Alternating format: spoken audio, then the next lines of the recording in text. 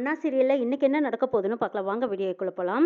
சூடாமணியை பார்த்து ரத்னா இவங்க யாருன்னு இவங்களுக்கு நம்மளுக்கு என்ன சம்மந்தம் முதல்ல அதை சொல்லுன்னு கேட்குறாங்க ரத்னா.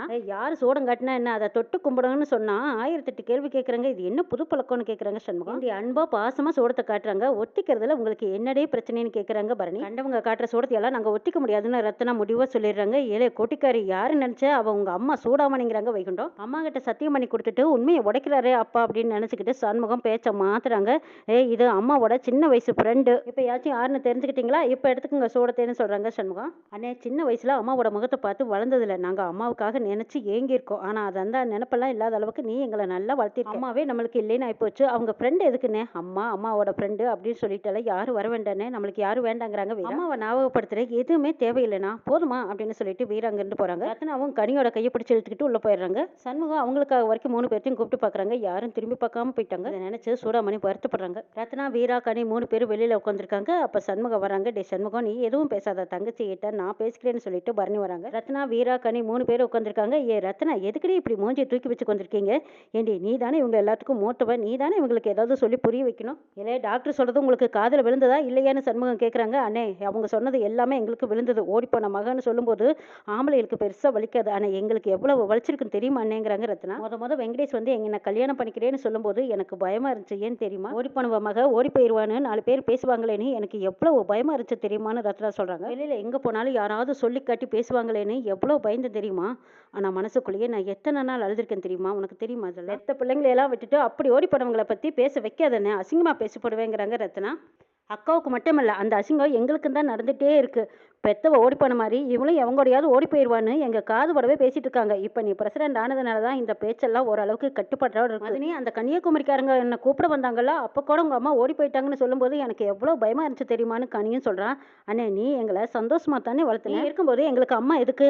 அம்மா சம்மந்தப்பட்ட யார் வந்தாலும் எங்களுக்கு பயமாக தானே இருக்குதுங்கிறாங்க வீரா. அண்ணே தயவு செய்து எங்களை விட்டு அம்மாவை ஞாபகப்படுத்துகிற எதுவுமே எங்களுக்கு வேண்டாண்ணே, நீ இருந்தால் போதுன்னு சொல்லிட்டு போயிடுறாங்க ரத்னாவும் வீராவும் கனியும். எல்லாமே கேட்டுட்டு நிற்கிற அந்த பக்கம் சூடாமணி அழுதுட்டு இருக்கிறாங்க. வா போல வா அப்படின்னு வைகுண்டம் ஆறுதலாக கூட்டிட்டு போறாங்க. சூடாமணி சமையல் பண்ணிட்டு இருக்கிறாங்க. ஆஹா இந்த வாசனையும் ருசியும் கைமணமும் அப்படியே இருக்கு, எத்தனை வருஷம் ஆச்சு இந்த மனம் வந்து அப்படின்னு சொல்லி வைகுண்டம் பெருமையா பாராட்டி பேசிட்டு இருக்கும்போது சூடாமணி கண்ணுல இருந்து கண்ணீர் வருது. ஏத்தா பிள்ளைங்க பேசுனதை நினைச்சு அழுகிறியான்னு கேட்குறாங்க.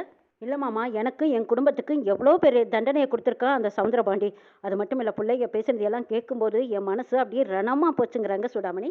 ஆமாத்தா பிள்ளைங்க பட்ட வேதனை கொஞ்சம் நெஞ்சம் இல்லை, அதனால அவங்க உன்னை வெறுக்கிறாங்கன்னு நினச்சிக்காத, அவங்களுக்கும் மேலே இதெல்லாம் பாசம் இருக்குது. அவங்க பேசுனதெல்லாம் நீ எதையும் மனசில் வச்சுக்காதாத்தாங்கிறாங்க வைகுண்டம். சண்முகம் வைகுண்டம் எல்லாரும் வந்து சாப்பிடலான்னு சுற்றி உட்காடுறாங்க. அப்போ சூடாமணி தான் பரிமாறுறாங்க. ஆமாம் ஏன் வரணி நீயே சமைக்கல, என்ன சோம்பேறித்தனம் வந்தவங்களை சமைக்க சொல்றது அப்படின்னு கேட்குறாங்க. ஏன் நீ சொல்லியிருந்தா நானே சமைச்சிருப்பேங்கிறாங்க. யார் சமைச்சா என்ன, இது ஒன்றும் விஷம் இல்லையே, சாப்பாடு தானே, ஒழுங்கா சாப்பிடுங்கிறீங்கிறாங்க வரணி.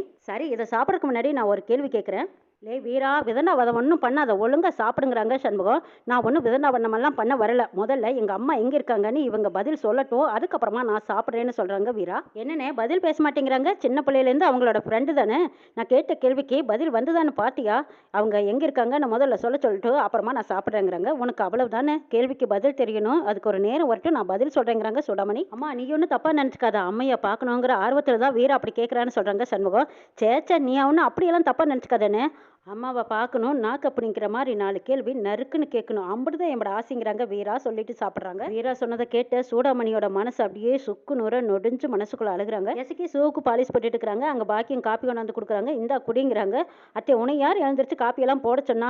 இதை நீ படுத்து கிடக்க வேண்டியதானே, உன் பையன் வந்து என்ன கத்தவா அப்படின்னு சொல்கிறாங்க.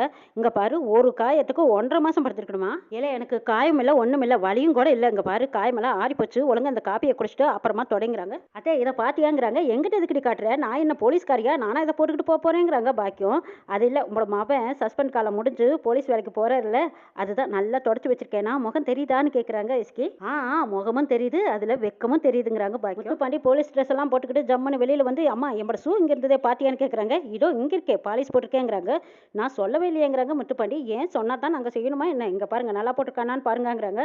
ஓ அப்படியா தேங்க்ஸ்ன்னு சொல்லிட்டு வாங்க போகிறாங்க. வெல்கம் சொல்லிட்டு சிசிக்கு ஆமாம் அத்தை சொல்லிச்சல போய் சாமியை கும்பிட்டு வந்து வேலைக்கு போக சொல்லி போங்க சாமியை கும்பிட்டு வந்து அப்புறமா ஷூவை போட்டுக்கோங்கன்னு சொல்கிறாங்க. முத்துப்பாண்டி எஸ்கே ஒருத்தர் முகத்தை ஒருத்தர் பார்த்து வெக்கப்பட்டு பேசிட்டு இருக்கிறத பாக்கியம் பார்த்துட்டு வெக்கப்பட்டு சரி சரி உள்ள வாங்கன்ட்டு போயிடுறாங்க. சூடாமணி கோலம் போட்டுட்டு இருக்கிறாங்க. பரணி வந்து இன்னும் கொஞ்சம் நேரம் தூங்க வேண்டியதானுங்கிறாங்க. இல்லடி ஜெயிலில் நேரமே எழுந்திரிச்சு எனக்கு பழக்கமாகி போச்சு, அதனால தான் குளிச்சுட்டு வந்து நானும் கோலம் போடுறேன். ஆமாம் நீ இன்னும் கொஞ்சம் நேரம் தூங்க வேண்டியதானே, நாள் முழுக்க உழைக்கிற வேலை பார்க்குற உனக்கு சலுப்பு இருக்காதா, இன்னும் கொஞ்சம் நேரம் தூங்கி எந்திரிச்சு வர வேண்டியதானுங்கிறாங்க. இல்லை நான் எப்போ வழக்கமாக எந்திரிக்கிற நேரம் தானுங்கிறாங்க பரணி. ஆமாம் நீ இன்னும் குளிக்கலையாங்கிறாங்க. இன்னும் கொஞ்சம் லேட் ஆகுங்கிறாங்க.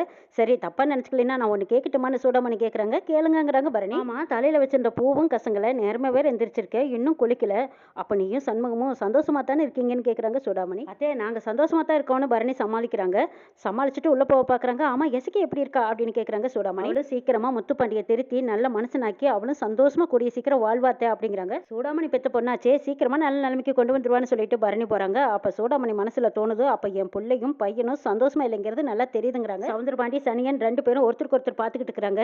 ஏய் என்னில சனியா சிரிக்கிற அப்படின்னு சொல்லி மண்டையை பார்த்து ஒரு போட்டு போடுறாங்க. அந்த எஸ்கி பொண்ணு எவ்வளோ சந்தோஷப்படுதுங்கிறாங்க. ஆமாம்மா இந்த வளர்ந்து கெட்டவை ஏதோ இங்கிலீஷில் சொல்கிறா, அவளும் இங்கிலீஷில் சொல்லிட்டு போகிறா, விட்டா பொண்டாட்டி தாசனாவே மாறிடுவான் போல இருக்கேடா சனியா, இது ரொம்ப தப்பாக இருக்குது, இது வளர விடவே கூடாது அப்படின்னு சவுந்தரபாண்டி சொல்லிட்டு போகிறாங்க. ஆமாம்மா இவர் மட்டும் பொண்டாட்டி கூட சேர்ந்து சந்தோஷமாக 3 பிள்ளைங்களை பெற்றுக்கு வரான், இவர் பெற்ற பையன் சந்தோஷமாக இருக்கக்கூடாதான், என்ன நினப்பு இவருக்குன்னு நினைக்கிறாங்க சனியா. சனியா பாண்டி என்னைக்குமே எனக்கு மகனாக தான் இருக்கணும், பாக்கியத்துக்கு மகனா ஒரு நாளும் நான் வாழ விட மாட்டேன்னு சொல்லிட்டு போகிறாங்க.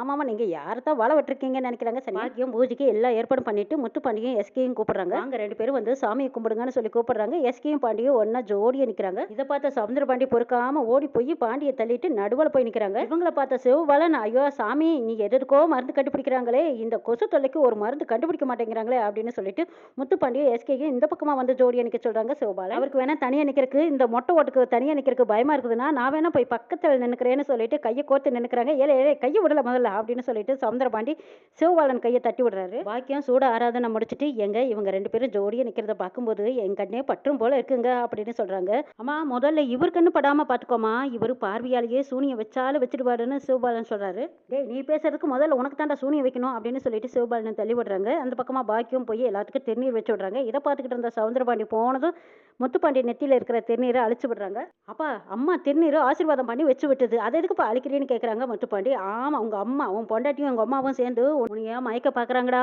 உசாரடா அப்படின்னு சொல்லிட்டு அந்த திருநீரை அழைச்சிட்டு பெரிய பட்டையை போட்டு விடுறாங்க சவுந்தரபாண்டி. அம்மா பேச்சையும் பொண்டாட்டி பேச்சையும் எப்பவுமே கேட்கக்கூடாதுடா, நான் சொல்றதை மட்டும்தான் நீ கேட்கணும்னு சொல்லிட்டு வராங்க சவுந்தரபாண்டி. இதை பார்த்த பாக்கியம் என்ன மனசு இவரு அப்படின்னு பார்த்துட்டு இருக்காங்க.